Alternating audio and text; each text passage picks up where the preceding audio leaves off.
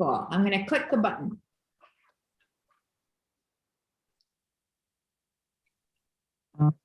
Hello, everyone. We are live. If you can hear me, please type llama on the chat, or I will wait till I can hear myself. I'm going to click the button. I hear myself. All right, perfect. Hi, everyone.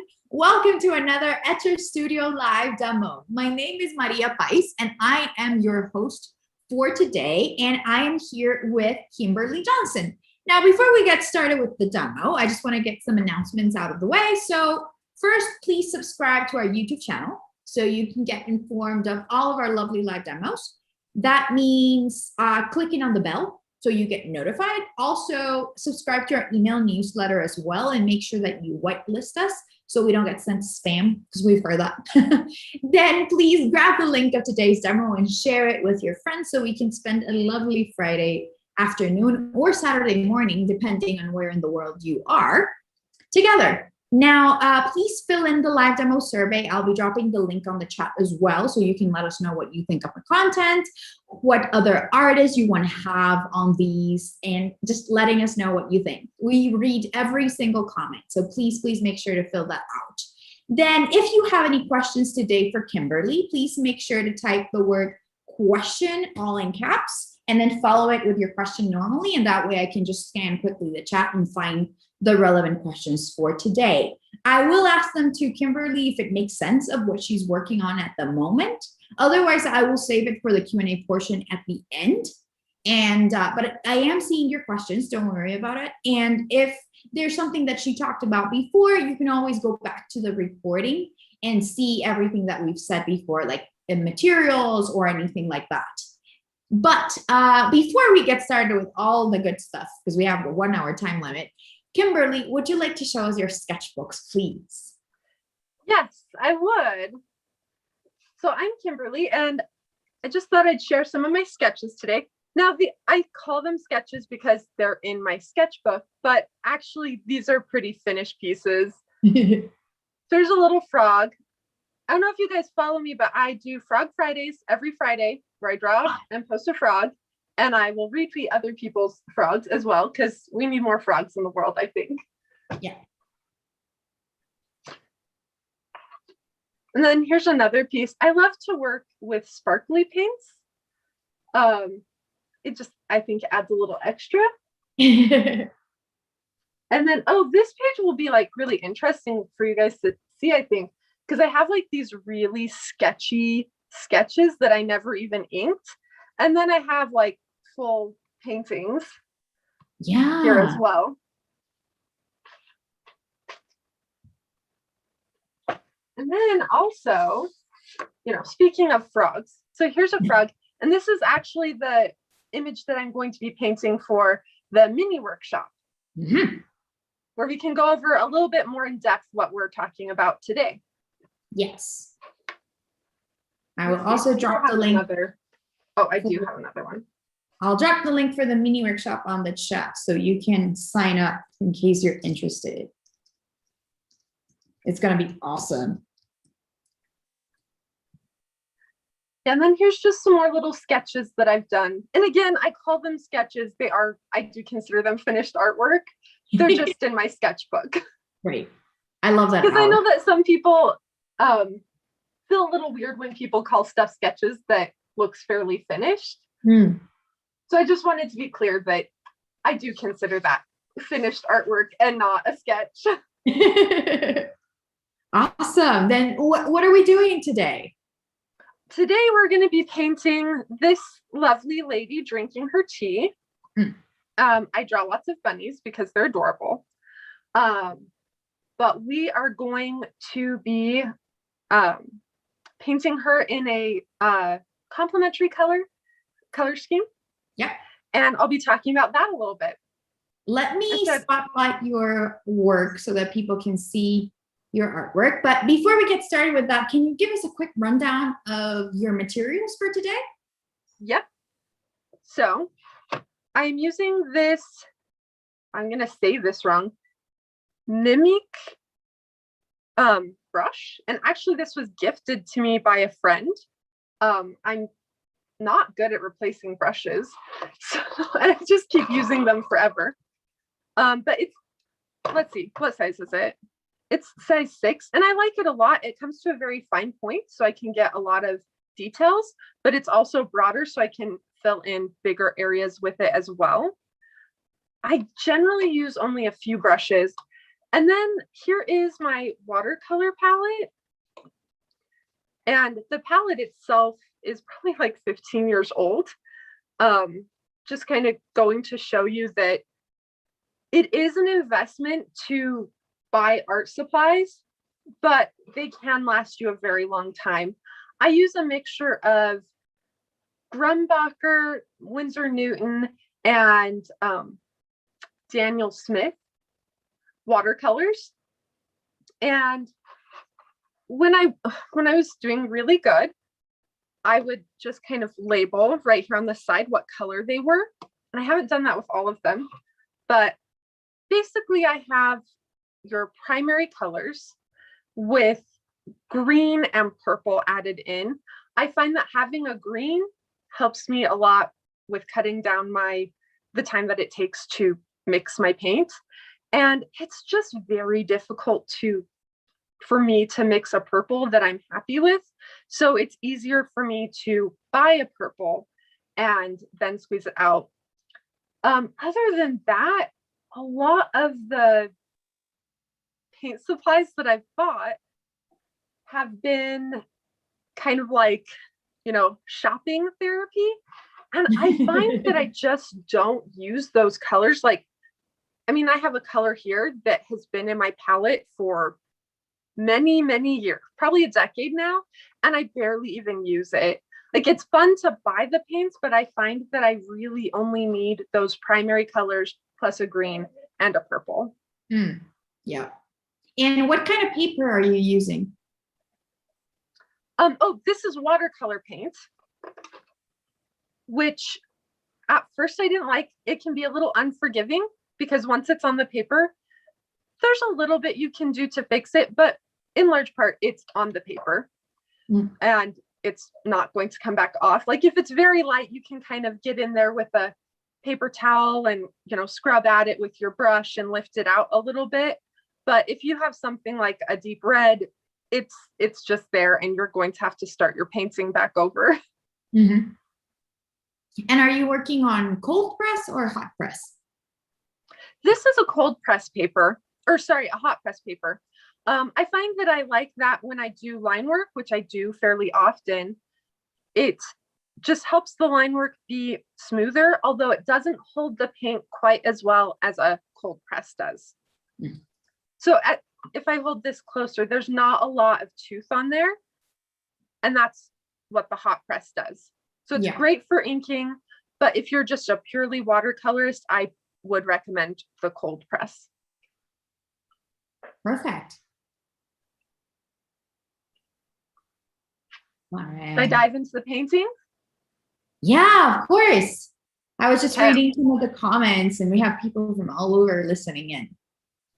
Well, I'm excited.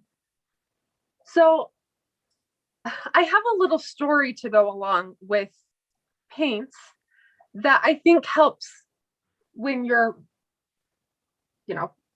painting. I had a friend and she would get these very vibrant, beautiful colors out of her watercolors. And I asked her, I was like, how are you getting that? That's just a stunning color. And she was like, oh, I'm using Winsor Newton. And I paused for a minute and I was like, no, I'm using Winsor Newton. And I wasn't getting those same colors. And eventually I realized that, so what you saw was the clean version of my color palette that I cleaned especially for you. So you wouldn't see how gross and disgusting my paint usually gets. But that really makes a difference as far as the saturation or kind of brightness of the paint. And so if you're getting kind of dull colors and you really want a pop of color, maybe look into how dirty your palette is. And if it's like mine, give it a little clean, give it some love. That makes sense. Yeah. But it We have also a goes to, question. Oh, sorry. yes. We have a question about what do you use to line your sketches? Oh, I use multi-liners. Let's see. It looks like I don't have the wine one on hand, but this is just the Copic multi-liner. Mm-hmm. And this is a 0.3. So I do like them to be fairly fine, but they are waterproof. So as I'm laying it down, you can tell that I like to work like it's a coloring book. Yeah. And these lines won't bleed when I put water over them. Although they do say it's not waterproof, it's water resistant. So if you scrub over it a lot, it will start to lift. Mm. So you do need to be careful about that, I guess that you're being a little more confident with your lines. Yeah. I did not know the difference between waterproof and water resistant. Yeah, if you go over them once or twice, or probably even 3 or 4 times, it'll be fine. But if I were to really sit here and scrub right at this spot, you would see the ink start to lift right there. Yeah. And I think that confidence just comes with practice. You're not going to have it at first, and that's okay. We all start there, right? Sorry, I didn't hear that. We all start as a beginner. Absolutely. Absolutely. But going back to my story with my friend who was using the exact same paints as me and getting very different results, Mm-hmm. We need to take care of what we have, because that can make a difference. But also, it goes to show that while tools can make things easier, like the type of paint that you have can make things easier, it's not the end all be all. Like, we all kind of have our own way we make marks. And so our artwork will turn out differently. Because I see that discourse a lot online, where people are talking about, what tools do you use? And having good tools can make a difference. But at the same time, it's not, I still don't paint like my friend, even though we still have the same paints. And that just got a little too dark for me. I wanted it to be really nice and light at first. And so I just lifted it with my paper towel. And right here, I'm going to come in and try to soften this line a little bit, because I want her to have like a sweet little bunny face. So this painting that I'm doing here is a complementary color scheme, and I'm doing yellow and violet or purple, just because those are colors I like. But when I first started doing color, well, I'll tell a little bit of a story. So when I went to college, I decided to study art, and I had really not used paint very much. I used a little bit of colored pencil, but I wasn't accustomed to mixing paint. That was very overwhelming to me, because there are so many colors. Because I showed you my paint palette, and I have added some along the way, but a lot of these colors were the colors that I started out with. And for someone who worked with graphite and black and white, it was kind of overwhelming. And one of the things that we did in our classes was we would do really simple color schemes. So one of the ones was complementary colors, and we even broke it down. I'm cheating today. Like, this is a complementary color scheme, but I am going to use other colors. I'm going to use some green for the leaves, and I'm going to sneak some reds in here. So I'm cheating a bit, but I think it's a great exercise if you are feeling a little overwhelmed by all of the colors, to truly limit yourself just to 2. And you'll be absolutely amazed how much you can get done with just those two colors. Yeah. Yeah, and it goes to show that you don't necessarily have to go all crazy to get amazing results. Right, right. And it can teach you a lot on color mixing, because that's also very hard. Talking about saturation too. So another set of complementary color are red and green, which is very Christmassy. And in fact, the piece that I'm working on for the mini workshop is a red and green color scheme. And it can be hard to do a red and green color scheme without it just screaming Christmas, because people are, you know, especially in some parts of the world, are so used to red and green being Christmas colors.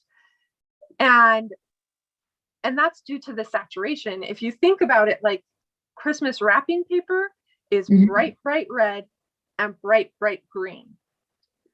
And so when we mix colors together, that helps us so that it's not as intense, and we can have more nuance and subtlety in our colors. Yeah, so that makes total sense. Yeah, so right now I'm using a fairly warm violet, which is a color I really love, but it's getting maybe a little too warm for me. So I'm adding just a little bit of cool violet. And oh, I should explain that. So there are warm colors and there are cool colors. And so like a red is a warm color and blue is a cool color. So I'm just grabbing another violet color that has a little more blue in it rather than red. And I plan on going more in depth on that subject a lot more in the mini workshop, because it can really help you kind of balance your paintings, and it can really help you make a focal point in the painting itself. So the painting that I'm working on today is fairly simple. It's just a little bunny on a white background. But if you remember things like Where is Waldo and artwork like that, I don't know if that's widely known throughout the world, but basically it's a little puzzle game where you need to find a little guy that's painted into a big crowd. And part of why it's hard to find Waldo is that there's a lot of saturation through the whole entire piece. So he doesn't stand out because everything's kind of treated equal, and it works really well. But if you have a piece that you want to really stand out, you can do that in a lot of different ways. And one of them is saturation. The saturation of the paint, or how bright it is. And we'll be going more in depth with that in the mini workshop. But just like the compliment. Oh, sorry. I was just gonna tell the audience that the mini workshop is Friday, July 2nd, PST, at 2 p.m. PST. And you will be receiving a recording. So if you can't make it live, you will get the recording. And the recordings will be available to you for as long as Etcher is around. So hopefully a very, very long time. And I also wanted to mention, Kimberly, that we are 19 minutes in. Okay. But please keep going. Okay. I will hurry it along.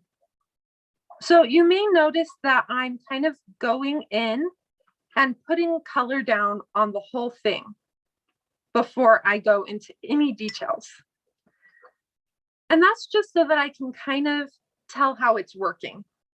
I like to get everything colored in before I move on. When I didn't do that, what would happen would be that I would spend tons and tons of time on one little detail, like maybe the eye, which I think eyes do deserve a lot of detail, because that's usually what engages people. If you're drawing any sort of figure, whether it's a person or a little animal figure or any other thing, eyes are important and they're really fun to draw. But sometimes I would notice that I would go in there and I would paint that eye so lovingly. And then I would go on to paint maybe even the second eye, which I don't have in this picture, or the nose or whatever else. And it would just kind of look off and wonky. I could never make it match. And I found that if I kind of go through the whole painting and I build it up together, then it helps that stay even. And I don't get kind of the unevenness of like this one eye that looks super great and then the rest of the painting looks kind of wonky. I build it up together so it all hopefully looks great together.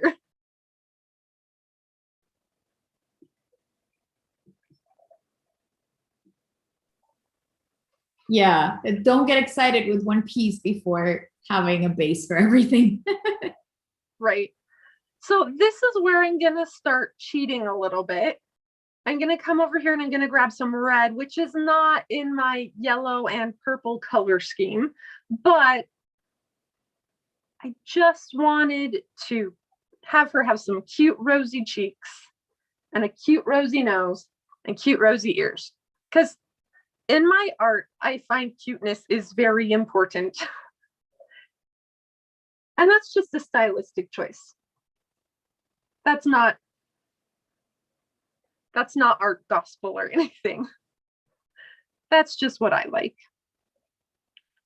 Bob Ross liked his happy trees and I like my rosy cheeks and cute things.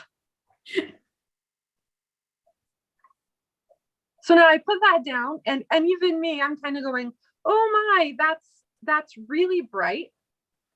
And before it dries, this is the other thing about watercolor, you have to move kind of quickly sometimes. So I have this color on my brush and I have it loaded the way I want, which I don't know how to teach how to load the brush. It so much is just a practice and feel sort of thing. But I'm gonna try and move quickly. And while it's still wet, so what I did was I rinsed off my brush and I dried it off. So it's going to pull up some of the color here.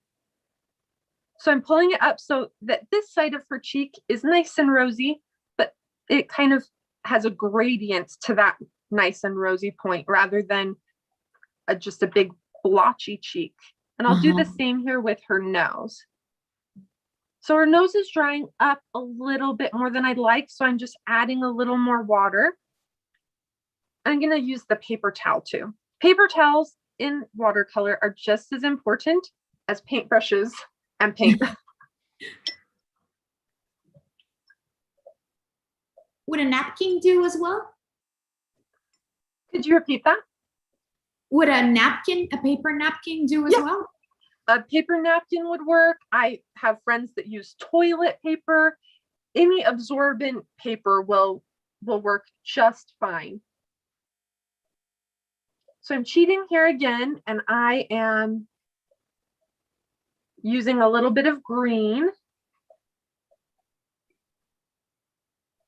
I'm just going to add a touch of yellow so it doesn't look too out of place in this painting. Because we want the colors to look nice together, even though I'm not doing everything complementary.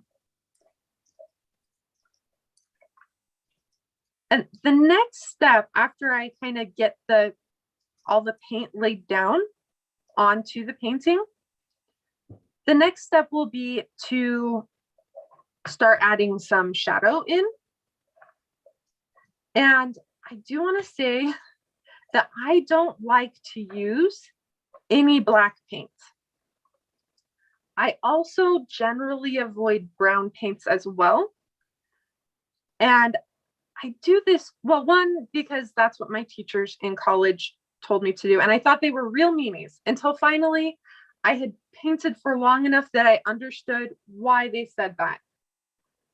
So if I were to grab a black just out of a tube or out of a paint palette, it wouldn't have a lot of color to it. Whereas if I mix my own black,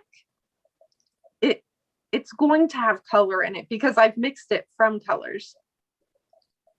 So when I come in here to do the shading, I'm not going to add any black to it because that would make, you know, this beautiful yellowish color go kind of dull and gray. And that I don't think would be very fitting for this little lady sipping her tea.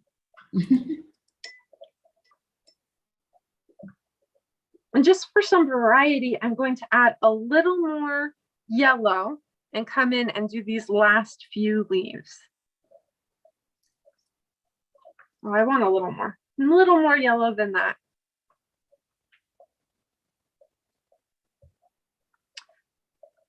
I also want to mention, so there's a lot of ways to do watercolors. The way that I'm doing right now is like, it's not dry brushing, but it's wet onto dry paper.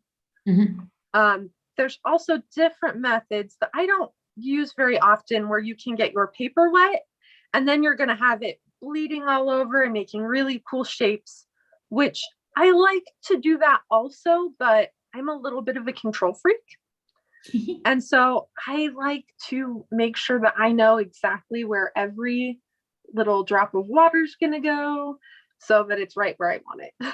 Yeah. So speaking of some saturation, and actually I've decided not to use that red the way it was.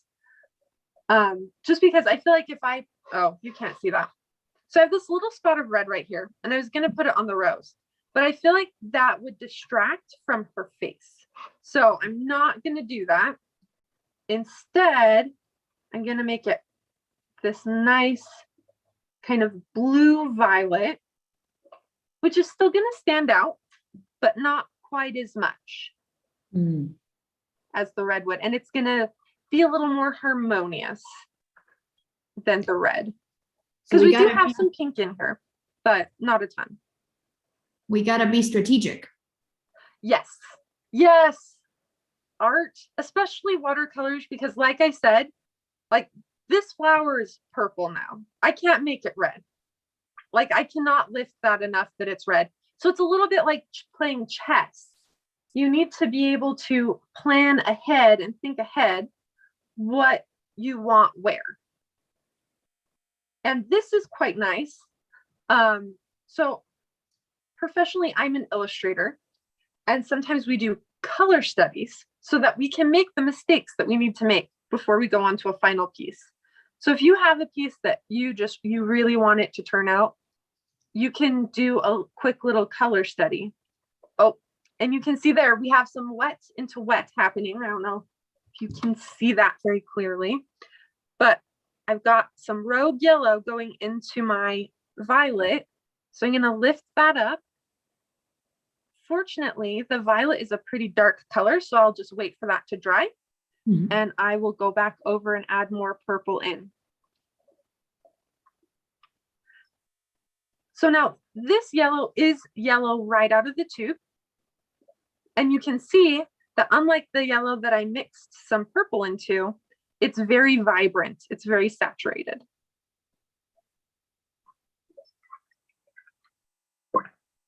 Yeah. I'm just going to mix myself up some more pink for these flowers. And I'm just adding a little bit of yellow to my red,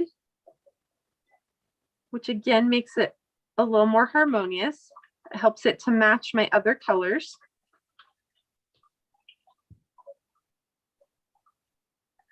And we'll make this guy pink.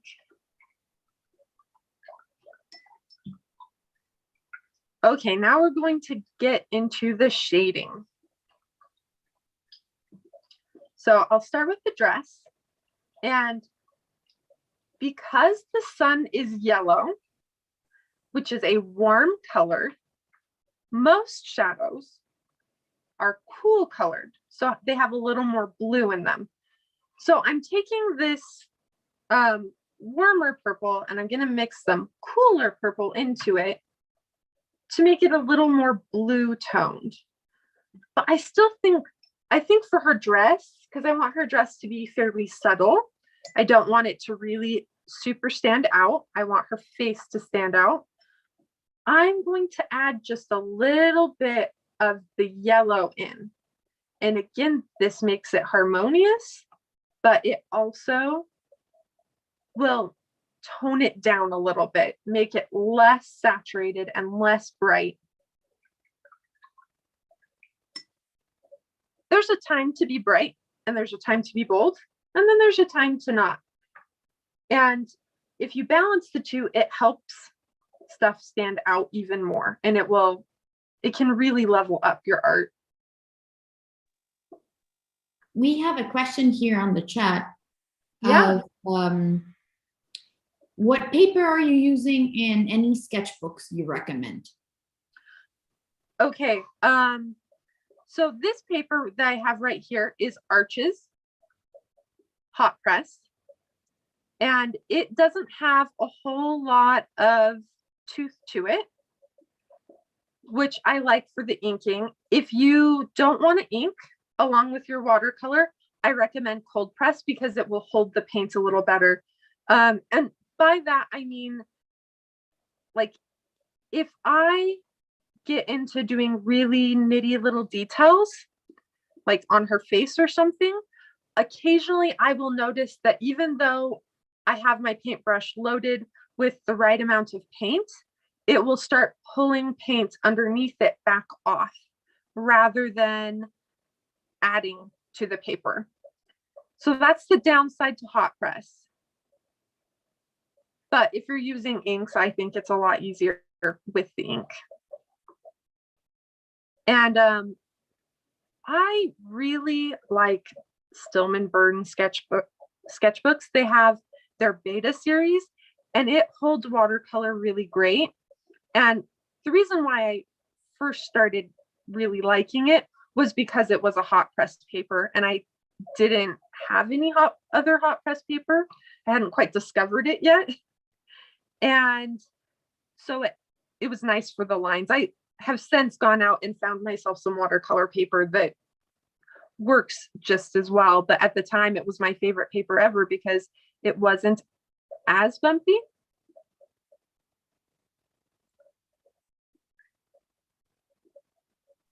And also, in case you want to hear more about Kimberli and more about her story, you can actually listen to her podcast. She was part of the Make More Art podcast. So I'm going to drop a link to her episode so you can go ahead and afterwards hear more about her story.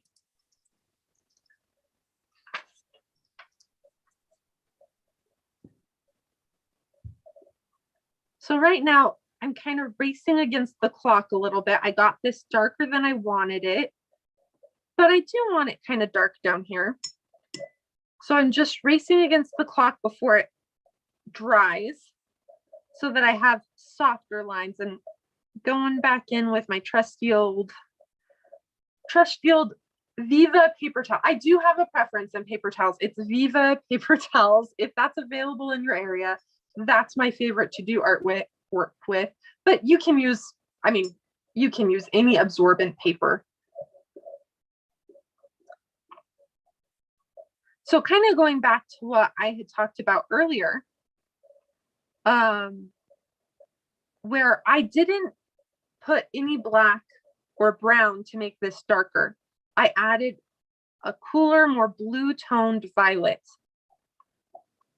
So my shadows have a lot of color in them. They look very violet and very, very pretty instead of dead and dull.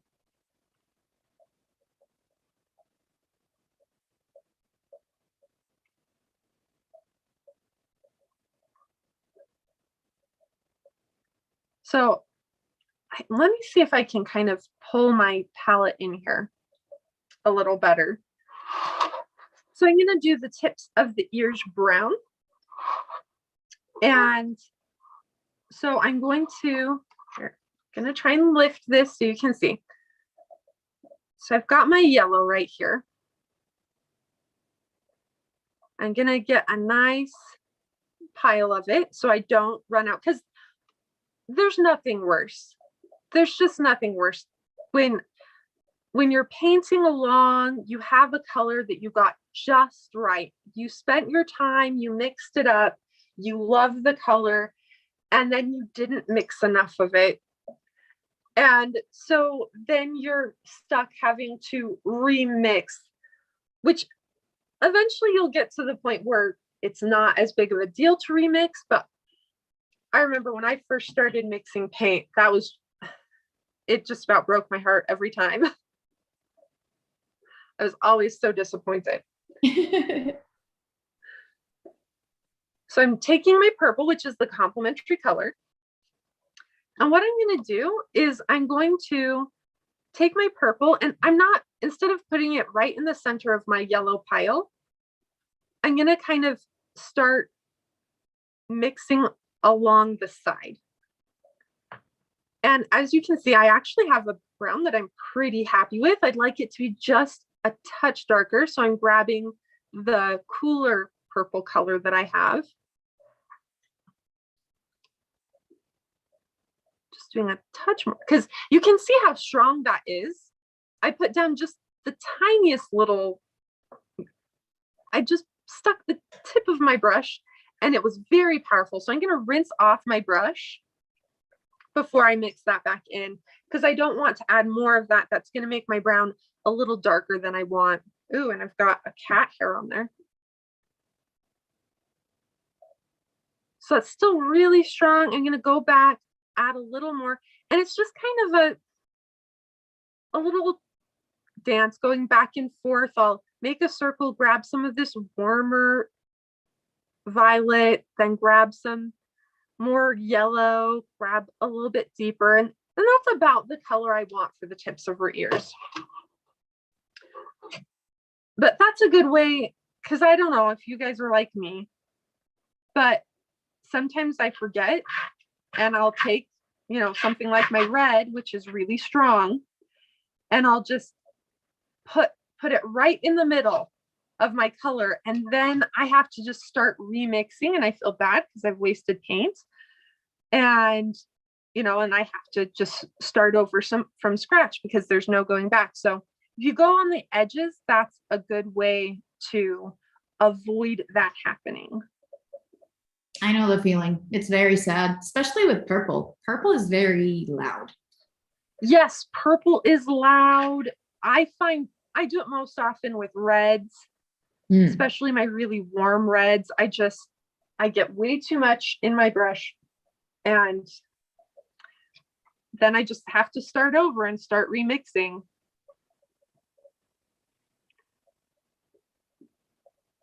And that's another thing that again, I don't know that I could teach it, but it just comes with experience, like how much paint to grab on your paintbrush. And you can see, even I did it right then, where I grabbed way more purple than I actually wanted. So I'm going to go back in to this same little spot, because I'm going to do right here on her nose and a little bit above her eye. I want to add just a little bit of brown, because rabbits change color. But I don't want it to be quite this dark. So I'm going to come in here. And this is also maybe a little too dark for me. So I'm just grabbing a little bit more of my yellow here. Then I'm going to bring this in. And again, it's going to be a little bit of a race against the clock, because I want it to be more blended out than this. I don't want it, that's not part of my style, to have it have very hard lines like this. So I'm just rinsing out my brush, getting it dry, and then pulling that color out a little bit. And it's doing a little more than I want. So I'm going to bring it back in. So that way I get some subtle color change. I'm going to add just a little bit more brown here to the bottom without it having hard lines. And just want to give you a quick 40-minute call. Oh, okay. I will speed this right along. You're good. You're good.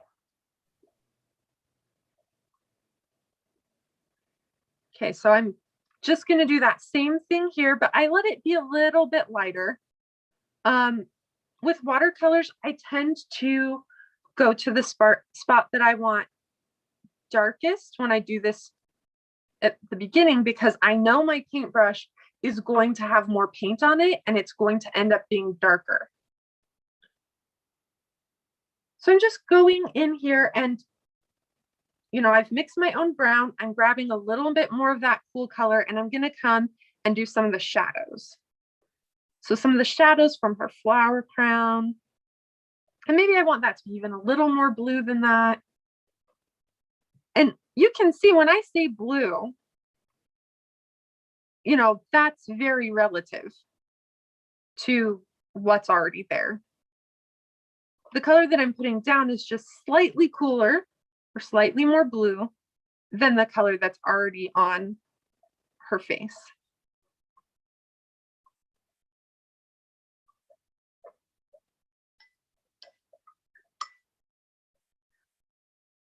And I want to go into her eye. So I want her eye to be fairly bright. So I'll show you where I'm grabbing from. I'm grabbing this part of the inking. And you can see that I'm going to lose a little bit of my saturation here because I have so much water. So I'm just going to remix down here a little bit, because I want her eye to be nice and bright so that it stands out. And I'll come back in later and do some darker darks in that eye to add just a little more dimension and depth. So this is about at the point where for this drawing, I'm going to start adding details.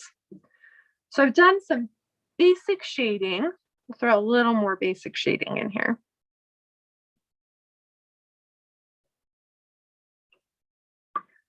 And now I'm going to start worrying about things like these white spots and the lace around her neck and the flower crown, which it's hard to be patient.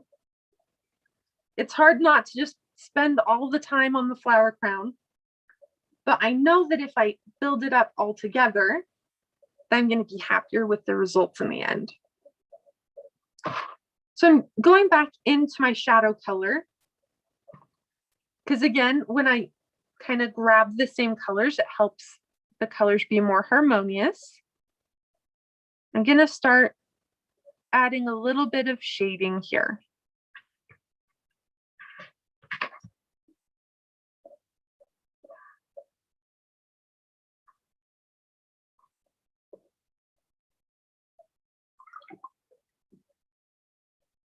And then I'll go back to my pink and I will add more red to it.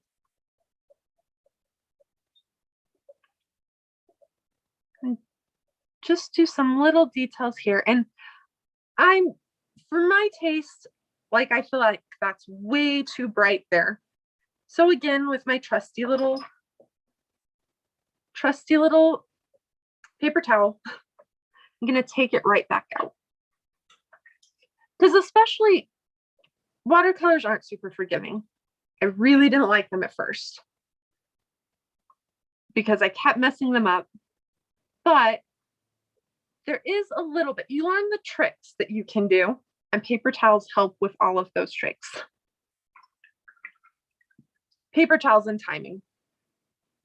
While it's still wet, you can manipulate it at least a little bit, but like that flower is purple. It's not going to be any other purple. But as you can see, like where I had that little bit of color bleed there, you can't really notice now. So the yellow was a soft enough color into a dark enough color that I could just, while it was still wet, I just lifted that back out. And now you can't hardly notice. So you learn the little tricks. So again, I'm going to cheat here and I'm grabbing a little bit of blue. But again, so I don't know if you can see on my palette. So I've grabbed this fairly intense blue. And that's gonna look kind of weird if I just put that intense blue, especially because the part that I'm doing right now is going to be some shading for her eye and for the lace and her little brooch here in the teacup. And I don't want it to be too obvious, so I'm just going to mix in my purple this time. I've relied a lot on my yellow to bring the harmony, but now I'm going to mix in my purple to bring in the harmony. So you can see that this is a much more harmonious blue than that for this piece. So I was about to do that right on her eye, but I realized this is going to come on really dark because I just barely mixed my paint. So I'm going to do the inside of the teacup. I think that would be a darker place.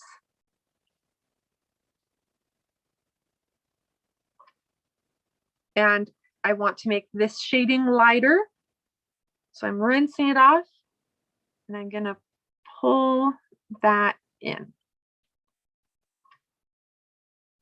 so that it's not quite so dark. And then I'll come do the plate. For the same reason, I'm kind of dancing around because every time I dip into my water, I dilute the color just a little bit. So next, I'm going to focus on this eye, and it's going to be a very subtle color. Here, I'll lift that up. I don't know if it's super clear, but it's just a very subtle color in there, which is what I want. I don't want her to look like she's, 80s prom queen with bright blue on her eyelids. I mean, that's a look. It's just not her look. Can you bring it back up to the camera again? Yeah.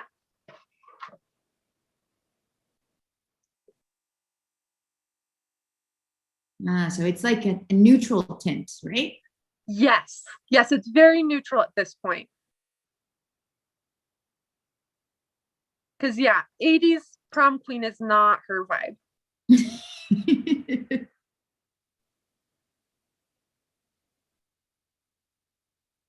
But I am going to say that, okay, I have a little bit of this blue going on. And I feel like her brooch could be a little bit more blue than her eye.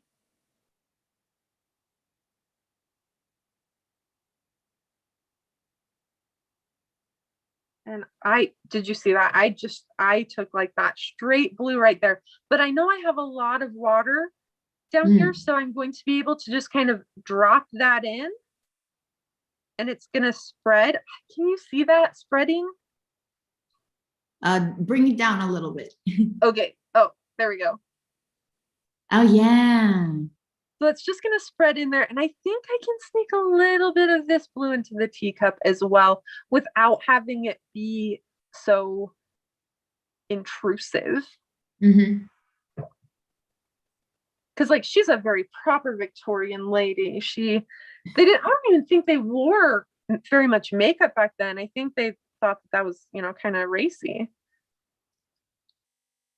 I also wanted to let everyone know that if you love Kimberli's work as much as I do, you can actually purchase her digital prints over on our website. So I'm going to drop a link to that as well in case you want to go ahead and check out the sweet artwork we have there. So I just noticed that I had neglected to fill in some of the little lace on her shirt. Or her dress, I should say. So I'm just going to go in, but this is the time for those details. The detail time. We've gotten in the big basic colors, and now we can focus on the fun little details. I don't know, maybe not every. Sorry? We have harmony already.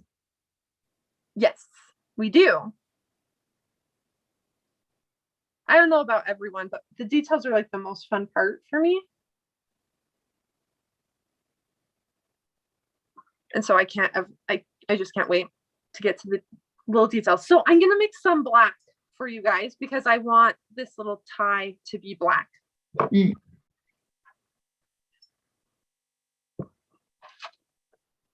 So I'm going to grab my deep purple because I actually do want this to be pretty dark, and that's going to be hard to do with just the yellow. And I'm breaking the rules. I'm going to grab some green because green is also a nice dark color. I'm going to mix them together. And I want this. So black can have very subtle color, and I definitely want this one to lean purple. So I'm going to add a little more purple in here. Sorry, I'm doing everything off screen so you can't see. But this has maybe gone a little too dead for my taste. So I'm going to grab a little bit of red right here, a nice deep red, a little more purple. And I went overboard with that. It's just trial and error. That's what mixing paints is. It's trial and error. So this, I'm going to use this for my black. Yeah.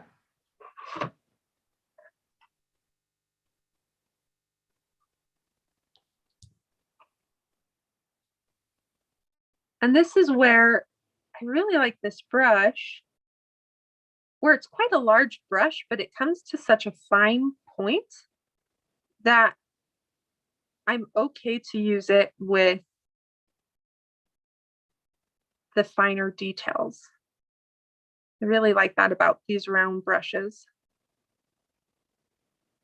Of course, this is a fairly small piece, so a small brush is okay. And I'm also going to use this black for her eye, for the pupil, and the top, just to show some shadow. Oop, that's still a little bit wet, so I got a tiny bit of bleeding, which I told you all about, but I'm probably going to mostly ignore it because I think if I add water on that right now, it's just going to cause it to bleed out more. So I'm going to leave it how it is. It's a pretty small detail, so hopefully it'll only bug me. I don't know if you can see that right there, but I painted outside the lines. Yeah, we can. Yeah. You're like, yes, it's obvious. I just love her so much. She's so perfect. She's very proper. So how are we doing on time? You have 8 minutes. Okay. So now, well, I'm sure you can notice.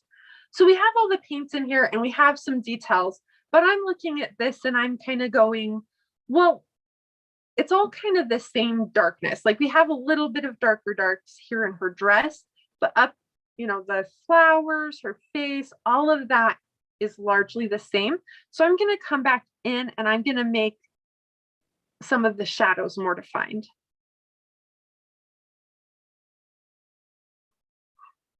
And again, because they're shadows and because sunlight is a warm yellow, our shadows will be a little cooler, which I don't know if you guys have seen this, but if you ever get the chance to kind of study some light setups, you can get little, like, they're clear pieces of plastic and you can put them over lights and shine them on things.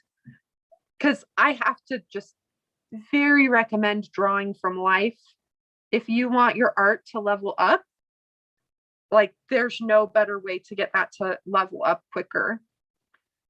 And doing little light experiments like this are fascinating. So if you shine, say, a green light on something on the table, the shadows will look red.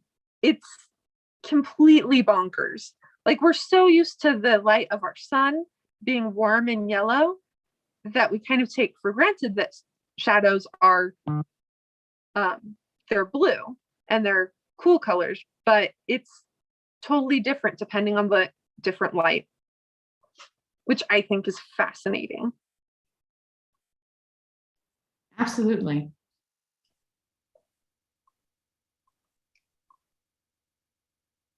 So yes, I highly recommend if you can draw from life, even if you think it's really boring, which, I mean, it can be beautiful, but like that was definitely my view when I went to and started studying art. I was like, oh, I don't want to draw this box, or this vase, whatever it was, because we used very basic ones, but it really helps you start to see things.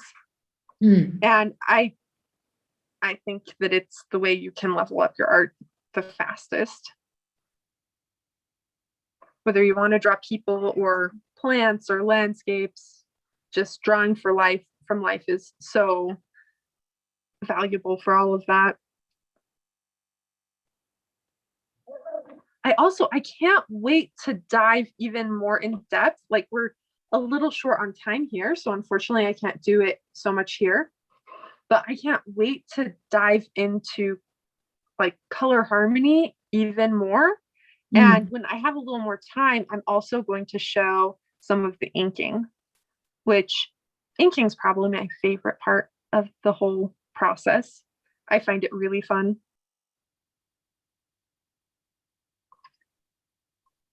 And remember that this is all stuff that you're going to be able to learn on the mini workshop. So sign up on the link.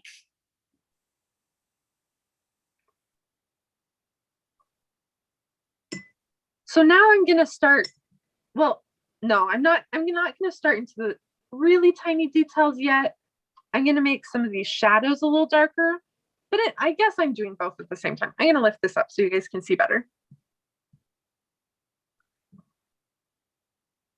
So I'm going to add some shadows, but instead of just doing like a shadow shape, like I have done, here under the flower crown, I'm doing it to show her hair.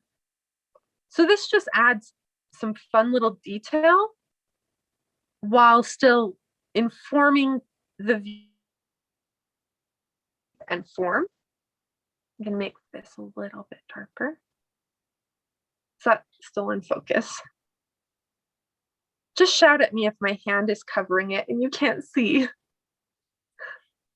We were just so excited to see the kitty cat. I know she's a little attention ham. Like, whenever the camera is on, she needs to be right there.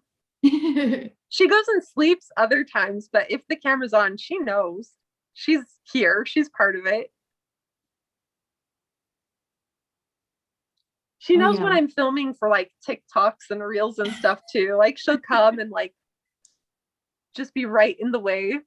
Sometimes I paint on her because she's just right there, and people are like, I wouldn't trust my cat. And I'm like, no, she's a ham. She's not going to move. Yeah. We can definitely see the little hairs now. Yeah.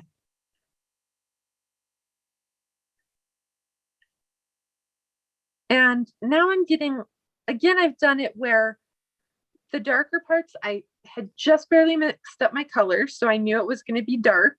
So I did those first. And now I'm getting a little bit more subtle, lighter colors.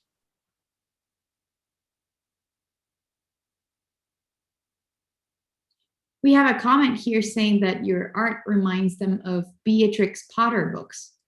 Oh, that's so kind. Like, I love Beatrix Potter.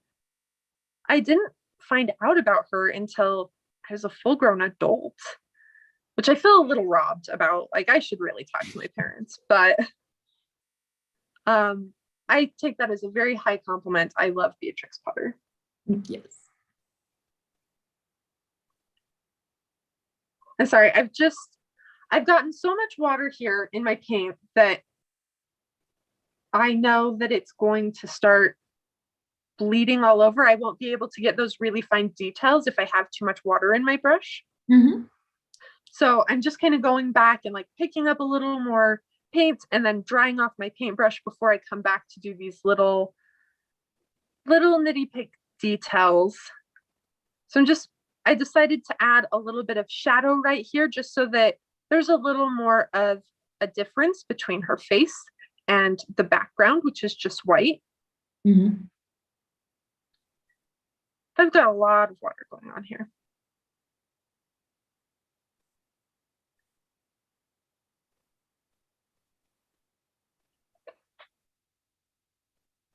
When you get too much water, you basically just need to pull more paint in. So I'm kind of remixing the color that I already had because I got too much water. But now I feel like I have too much paint. So I'm washing some of it off. And I'm going to just dab it on my trusty, now really gross little paper towel. And then I'll come back in here and put more paint down. And right there, I got a little scared because I didn't quite know how much paint I had on my brush. So I went up here where I was like, oh, that can be darker. If I mess up, it'll be okay. And I think that's totally allowed and legal.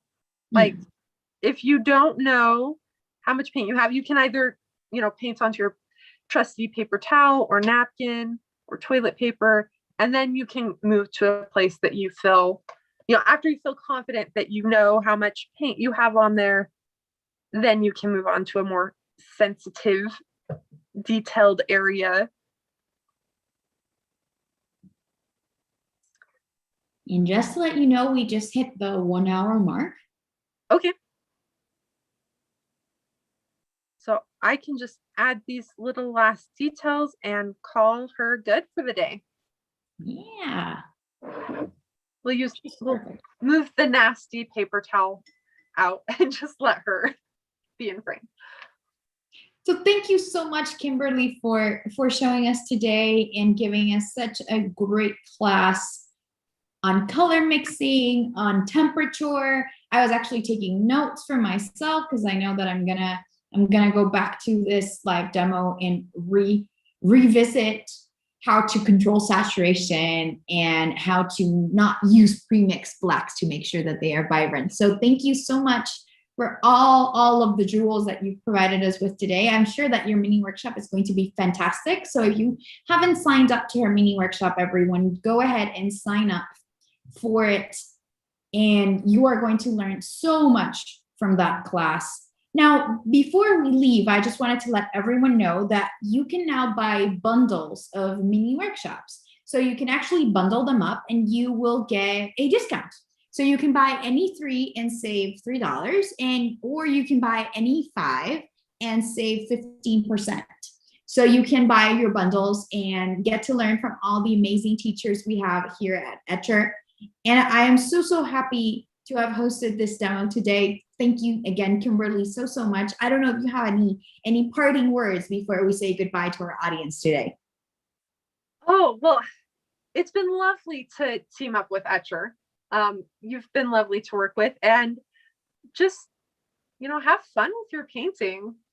Just draw whatever you want, do what you want, just have fun with it and keep going and it'll improve and it's going to be great. That is a very inspirational way to end up our live demo. So thank you for that. And thank you so much, everyone, for coming today. We will see you next time in another Etcher live demo. So thank you so much, everyone. Bye. Thank you. Bye.